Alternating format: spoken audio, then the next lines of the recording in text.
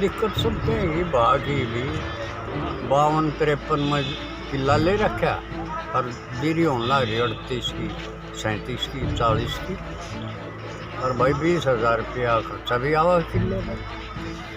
तो सारी दिक्कत जन्नुआ में दे रही या सरकार है और काम हो जाएगा साल 2 साल पकड़ेगा किसान फिर इन्हें छोड़ देंगे करने और को धंधा देखें। इस सरकार में सारी दिक्कत आ रही है हमने तो है। कांग्रेस सरकार थी 4 साल पहले इससे जीरी का 44 रुपये रेट मिला था, आज इस जीरी का 21 रुपये रेट मिल रहा है।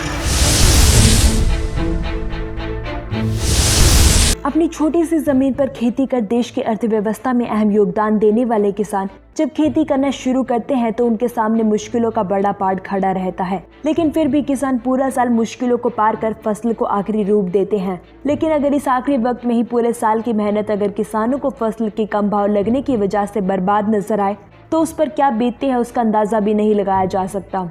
समालका नई अनाज मंडी में धान की आवक शुरू हो गई है, लेकिन धान की फसल का सही भाव न मिलने के कारण किसानों में सरकार के प्रति बेहद ही रोष है। उनका क्या कुछ कहना है वह भी जरा आप सुनिए। कितने एकड़ जीरी लगा रखी है? जीरी लगा रखी 26 एकड़। हाँ, क्या कुछ दिक्कत आ रही है?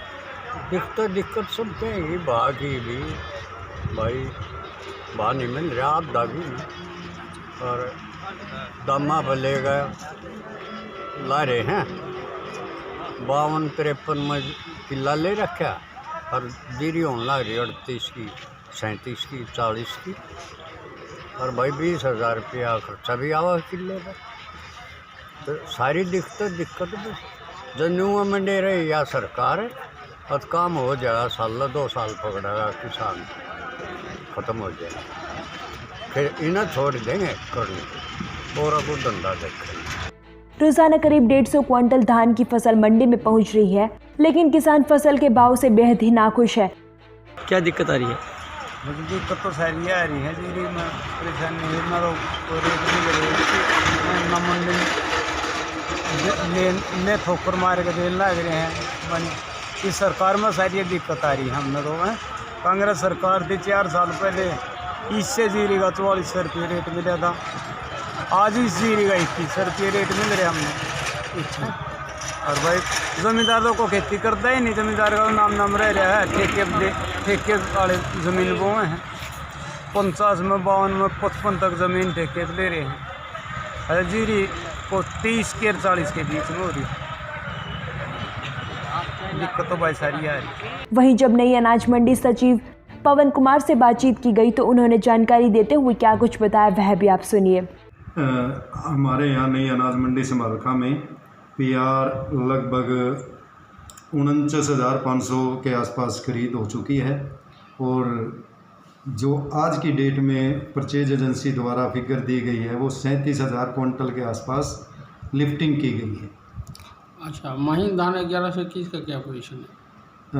महीन धान 11-21 की अराइवल अब आज के दिन सबसे ज़्यादा है, जो कि 16,500 के आसपास है और जिसका रेट भी लगभग लास्ट ईयर के अकॉर्डिंग डाउन है। वो 1900 से लेके 2500 11, 21, 31 तक रो पीट के मतलब बिक रही है।